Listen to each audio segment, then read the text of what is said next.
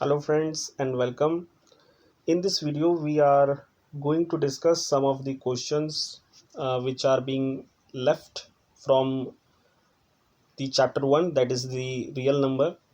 As you all might have been knowing that I have been taking the online classes for the class 10th mathematics subject, and in those classes I have been teaching the chapter 1 of the mathematics subject, that is the real number.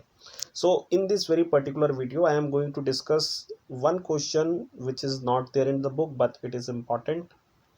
Similar type of questions we have done in the classes, but it is a little bit different. And another question came from the doubts of the students, so I am going to discuss that doubt. Okay, so the question is,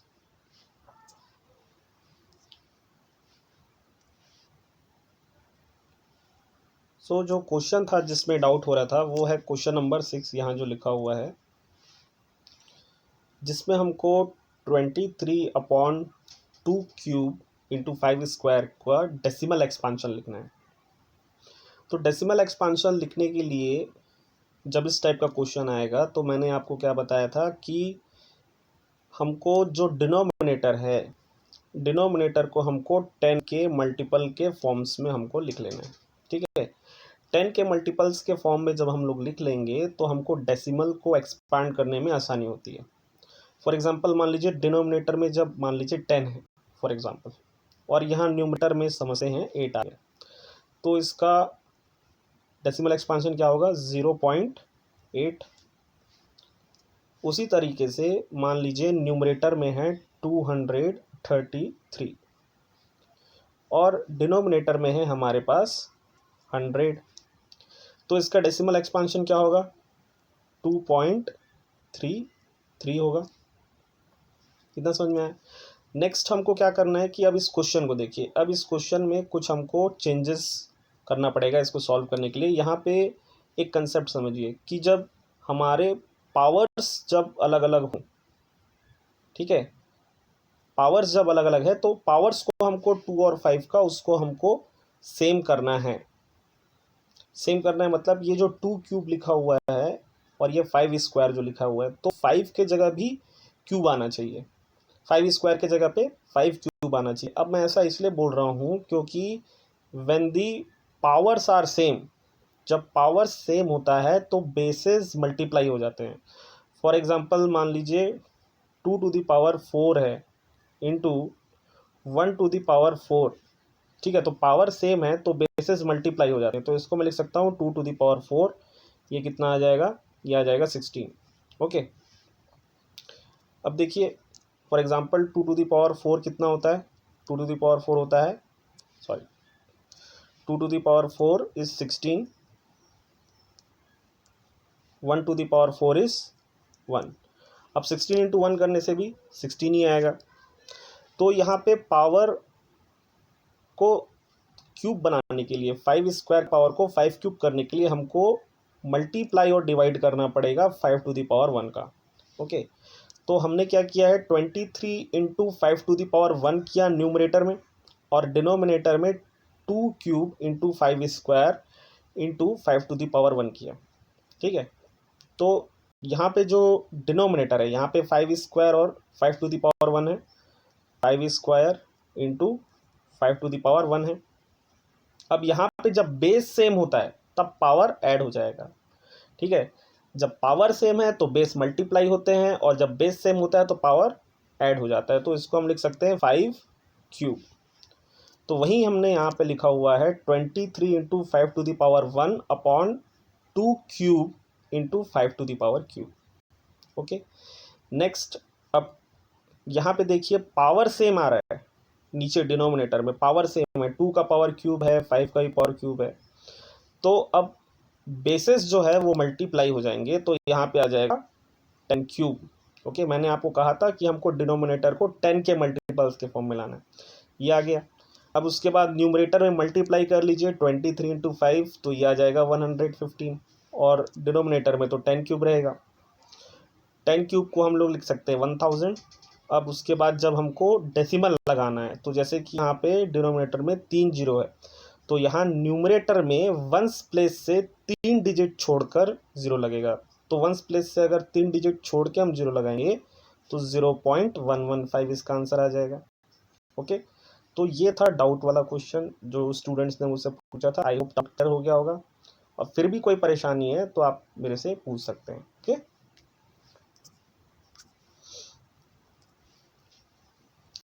next question है हमारा, यहाँ देखिए right hand side में लिखा हुआ है। ठीक है, ये बहुत इंपॉर्टेंट क्वेश्चन है, 3 मार्क्स का क्वेश्चन इस टाइप का आता है। ठीक है, इसमें लिखा हुआ है prove that under root n, ठीक है, अंडर रूट एन जो है is not a rational number. इसको हमको प्रूव करना है कि जो अंडर रूट एन है वो रैशनल नंबर नहीं है।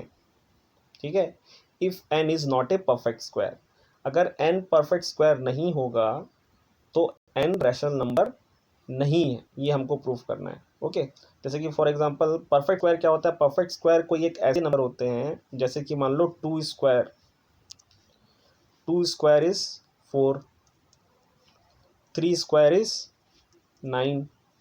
तो ये सारे क्या होते हैं? परफेक्ट स्क्वायर होते हैं। ठीक है, अब मान लो हम परफेक्ट स्क्वायर का अगर रूट निकालें, अंडर रूट ऑफ 4 हो जाएगा 2। 2 एक रैशनल नंबर है कि नहीं? ऑब्वियसली अगर हम इसको 2/1 के फॉर्म में लिख सकते हैं, p/q के फॉर्म में लिख सकते हैं 2 को 2/1, तो ये एक रैशनल नंबर है। ओके, उसी तरीके से अंडर रूट 9 होता है 3, तो 3 को मैं 3/1 बोल सकता हूँ, तो ये भी एक रैशनल नंबर हो जाएगा। लेकिन हमको क्वेश्चन में क्या पूछ रहा है? Prove that under root n is not a rational number, कि वो रैशनल नंबर तब तक नहीं हो सकता जब तक वो परफेक्ट स्क्वायर ना हो।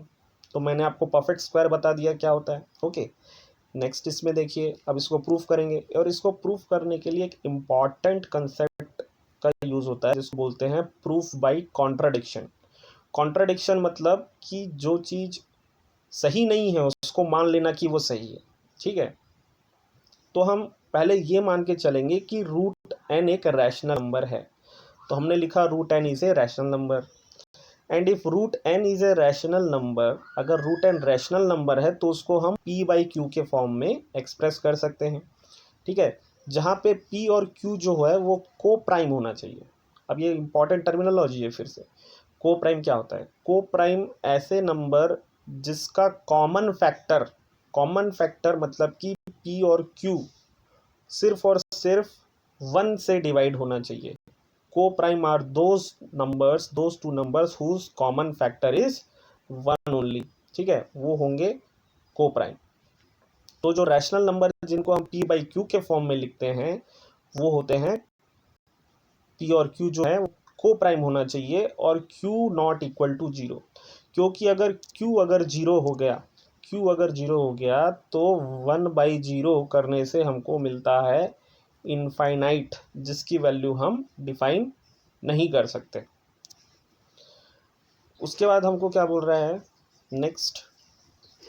n is equal to p square upon q square squaring both sides. तो यहाँ पे जो नंबर था under root n is equal to p/q, इसको हमने क्या किया? इस इक्वेशन को स्क्वायर करेंगे दोनों साइड। जब स्क्वायर करेंगे तो हमारे पास आएगा अंडर रूट n का स्क्वायर कितना हो जाएगा? n हो जाएगा, और p/q का स्क्वायर करेंगे तो p square by q square आएगा यहाँ पे।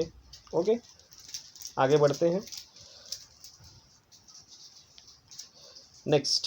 ठीक है, अब यहाँ पे देखिएगा ऊपर में यहाँ पे लिखा हुआ है n is equal to p square by q square. यहाँ से हमने क्या लिख लिया? p स्क्वायर का वैल्यू रख लिए n/q square, p square is equal to n/q square, और ये हो जाएगा इक्वेशन नंबर 1। यहाँ तक अगर आप सही सही लिख लिए इस क्वेश्चन में तो आपको 1 नंबर मिल जाएगा। Okay, out of 3 1 marks equation 1 तक का। फिर उसके बाद फर्स्ट इक्वेशन से हमने क्या किया? क्यू स्क्वायर का वैल्यू निकाल लिया पी स्क्वायर बाई एन। ठीक है, ये पी स्क्वायर बाई एन। अब ये जो पी स्क्वायर बाई एन लिखा है इसका मतलब क्या है? इसका मतलब ये है कि एन जो है पी स्क्वायर को डिवाइड करेगा। फॉर एग्जांपल जैसे कि देखिए 4 स्क्वायर बाई 2 अगर लिखा हुआ है तो 4 स्क्वायर क्या होता है? 4 स्क्वायर होता है 16, और 16/2 करने से क्या आएगा? 8 आएगा। मतलब पी स्क्वायर एन से डिवाइड हो जा रहा है। ठीक है। तो n भी p भी n से डिवाइड होगा, मतलब कि अगर मैं 4 लिखूँ, 4/2 करूँ तो भी आएगा ना 2, ठीक है। डिवाइड तो होगा ही, चाहे आप 16 को डिवाइड करो चाहे आप 4 को डिवाइड करो, दोनों डिवाइड होगा ही। तो अगर n डिवाइड कर रहा है p स्क्वायर को, इसका मतलब है n p को भी डिवाइड करेगा। इसका एक पर्टिकुलर थ्योरम होता है जो मैंने क्लास में पढ़ाया था। ओके, अब हम मान लेते हैं p/n करने से कोई एक नंबर मिलता है m, जहाँ पे m हमारा एक पॉजिटिव रियल नंबर है, ठीक है। तो हम लिख लिए क्या, p is equal to n into m, cross multiply कर लिए। ओके, अब ये जो p is equal to n into m हुआ है, इसको दोबारा से हम दोनों साइड स्क्वायर करेंगे, स्क्वायरिंग बोथ साइड्स अगेन। तो p square is equal to n square into m square, squaring both sides. अब यहाँ तक अगर आप सही सही लिख लिए तो आपको एक नंबर और मिल जाएगा। तो out of 3 how much marks you have get, 2 marks. Moving on, अब क्या करना है, putting the value of p square in equation 1। अब ये जो p स्क्वायर का जो वैल्यू आया, इसको हम इक्वेशन 1 में पुट करेंगे। इक्वेशन 1 हमारा कहाँ है, ये इक्वेशन 1, p स्क्वायर का वैल्यू हमको पुट करना है इसमें, इक्वेशन 1 में। तो इक्वेशन 1 में जब पुट करेंगे तो p स्क्वायर का वैल्यू आया n स्क्वायर m स्क्वायर, तो n square into m square is equal to n into q square. अब यहाँ से ये n कैंसिल हो जाएगा, एक n कैंसिल होगा और एक यहाँ से स्क्वायर कैंसिल होगा, तो हमको मिलेगा n m square is equal to q square. तो फर्स्ट इक्वेशन तक हमने m का वैल्यू निकाला था। अब हम देखेंगे, सॉरी n का हमने देखा था, अब हम देखेंगे कि m square is equal to q square by n है, ठीक है। m square is equal to q square by n, इसका मतलब ये है कि n अगर q स्क्वायर को डिवाइड कर रहा है तो n q को भी डिवाइड करेगा। तो ये हमारा हो जाएगा इक्वेशन नंबर 3 हो जाएगा, ठीक है। तो अब गौर से देखिए, पहला इक्वेशन जो था हमारा, ठीक है, उसमें हमने क्या बोला था, सॉरी सेकंड इक्वेशन में हमने क्या बोला था, n डिवाइड्स p, ध्यान से देखेंगे, n डिवाइड्स p, ठीक है, मतलब p को n डिवाइड कर रहा है। उसके बाद हमने थर्ड इक्वेशन में बोला n divides q, okay, n divides p and n divides q। इसका मतलब क्या होता है कि इक्वेशन नंबर 2 और 3 से हमको ये पता चलता है कि n जो है कॉमन फैक्टर है p और q का, क्योंकि n जो है वो p को भी डिवाइड कर रहा है, n जो है वो q को भी डिवाइड कर रहा है। और हमने अजम्पशन में क्या माना था, स्टार्टिंग में अजम्पशन में हमने ये माना था कि p और q को प्राइम है। ये देखिए p और q को प्राइम हमने माना था, जहाँ पे q नॉट इक्वल टू 0 होगा, मतलब कि p और q सिर्फ 1 से ही डिवाइड हो सकता है। और अभी हमने क्या प्रूफ किया, यहाँ पे क्वेश्चन नंबर 2 और 3 में हमने ये प्रूफ किया कि p और q n से भी डिवाइड हो जाएगा, क्योंकि n कॉमन फैक्टर है p और q का।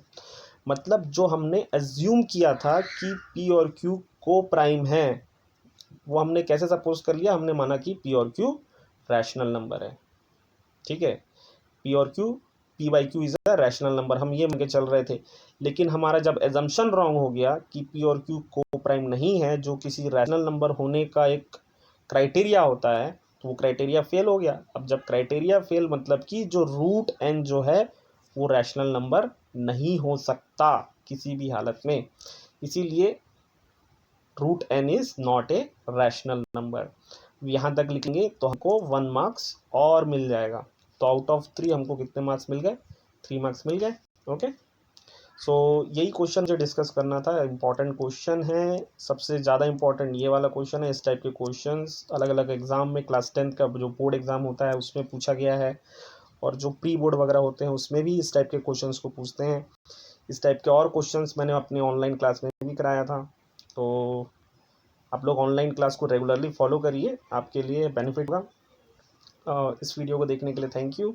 और कोई अगर डाउट होता है तो आप पूछ सकते हैं मुझसे, व्हाट्सएप में पूछ सकते हैं, व्हाट्सएप जो ग्रुप है हमारा उसमें, okay. Thank you very much and have an awesome day.